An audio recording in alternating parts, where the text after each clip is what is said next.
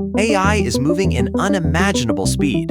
Nvidia is continuing to dominate 2026, announcing a ton of new tech, including a car that actually reasons while it drives. Then, we have a free and open-source AI that lets you segment anything from a video, another that converts segmented objects into 3D, and a third that can segment any kind of audio. And lastly, we have an open-source Sora 2 that generates high-fidelity 4K video with synchronized audio. Before we start, I appreciate it if you subscribe to my channel and turn the bell on. First up, Nvidia just blew the doors off CES 2026. So first things first, we need to address the elephant in the room. This is CES, right? Consumer Electronics Show? We were all refreshing the page, waiting for the RTX 6090 or even a hint of the new 60 series consumer GPUs.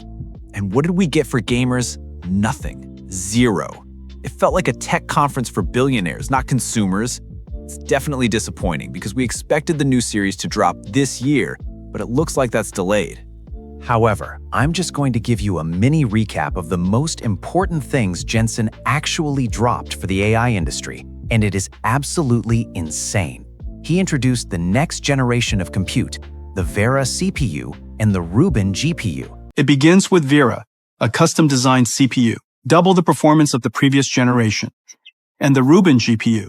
Vera and Rubin are co-designed from the start to bidirectionally and coherently share data faster and with lower latency. The specs are ridiculous. He confirmed the GB300 is in full production, but the real shocker was when he put the previous generation side by side with the new one. And in the green is Blackwell, and here in the case of Rubin, notice the throughput is so much higher, and therefore it only takes 1/4 as many of these systems in order to train the model in the time that we gave it here, which is 1 month. The second part is your factory throughput. And in the case of Blackwell, it was about 10 times over Hopper. In the case of Rubin, it's going to be about 10 times higher again. Okay? And in the case of now, the cost of the tokens, how cost effectively it is to generate the token, this is Rubin, about 1/10. Just as in the case of, Check this out. He showed a chart comparing the factory throughput of the Blackwell NVL72 versus the new Rubin NVL72. The curve is exponential, 10 times higher. We are talking about massive gains in how fast these models can run and how cheap they will be to operate. And here is the biggest difference. Tesla trains their cars by driving millions of hours in the real world. It takes forever. Nvidia, they use a world model called Cosmos to generate synthetic data. They are simulating billions of miles inside a computer, teaching the car the laws of physics before it even touches a real road.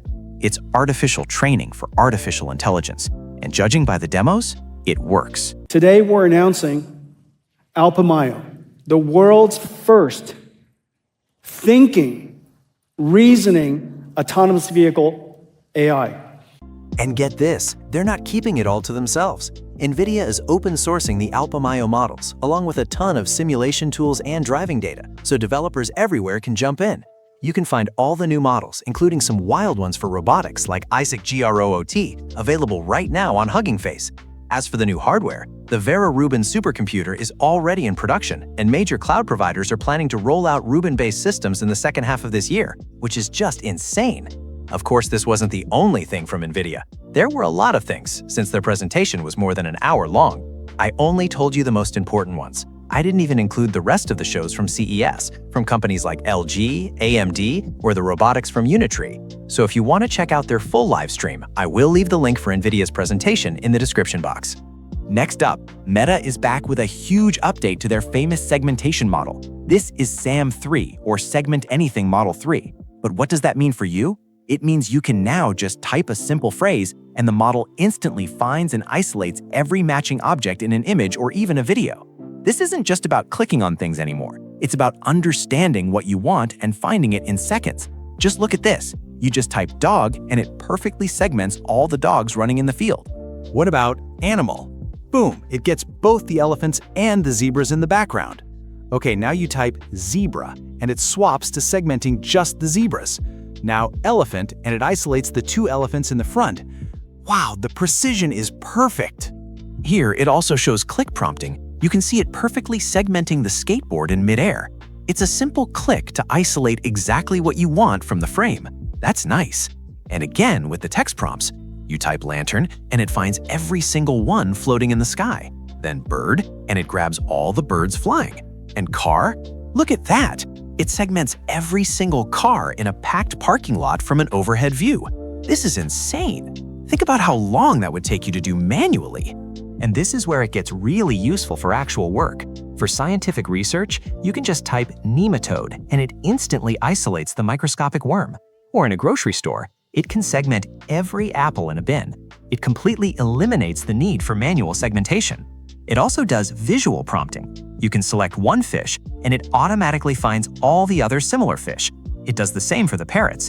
And with the penguins, you can even use follow-up prompts to refine the selection, like adding or removing from the group. It's so interactive. You can see how this becomes a powerful tool. They show it being used in wearables, robotics, and entertainment. You see it tracking players on a basketball court, which is great for sports analytics. And it's already being used to create new effects in Instagram's Edits app. This is going to be built into so many apps. Okay, but what if you could take that same segmentation power and apply it to the 3D world? Well, that's exactly what Meta did with SAM 3D. This model is built to understand and segment objects not just in flat images, but in 3D point clouds. This is a big deal for robotics and augmented reality.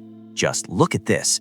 You give it a 2D image of the Jefferson Memorial, and with a single click, it generates a full 3D model of the building. With this, you no longer need complex 3D modeling software for basic objects. It works on smaller things too. It gets the full geometry and textures for all angles of an object, even the parts you can't see, like the back of this lantern or this microscope. The detail is really good.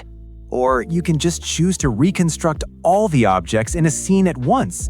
Here, it takes a 2D picture of a picnic and turns every single item, the basket, the plates, the cheese, the fruit, into individual 3D objects. This is just wow!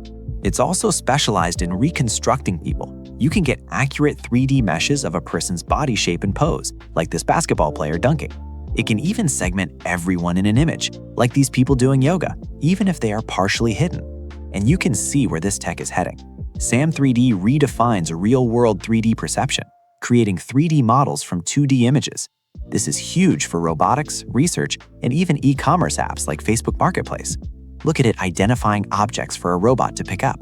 Moving on, Meta didn't stop at images in 3D. They also just introduced SAM Audio. So what does it do? It's a universal AI for audio segmentation.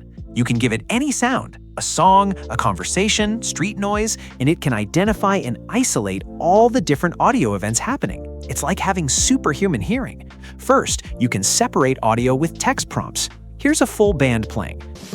Just type guitar. And it perfectly isolates the guitar track from the mix. This is a dream for musicians and producers who want to deconstruct a song. You can also use visual prompts. In this clip, a woman is on the phone while a loud train goes by. By clicking on the train, you can isolate the train sound. Then, by clicking on the speaker, you can completely remove the train noise and hear only her voice. Hey, hang on, can you hear me? It's super. You know what actually looks better? You will not believe the day that I have that. That's so useful. It also has span prompts for more precision. In this audio clip with a bird call, you can select the exact portion of the waveform you want to isolate, and it will extract just that sound.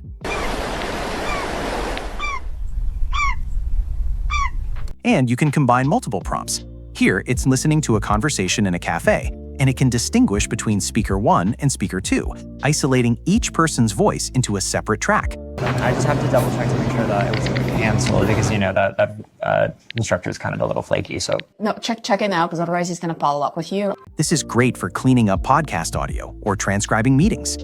Okay, if you come to the page of SAM 3D, you will see that you can download the models, you see? So it is open source. The same with the SAM 3 Segment Anything. That is also open source. As you can see here, you can find the code on GitHub and the models on Hugging Face. Yeah, the same with the SAM Audio. But one thing to note is that the licensing is not the same as most open source models. It's a custom SAM license.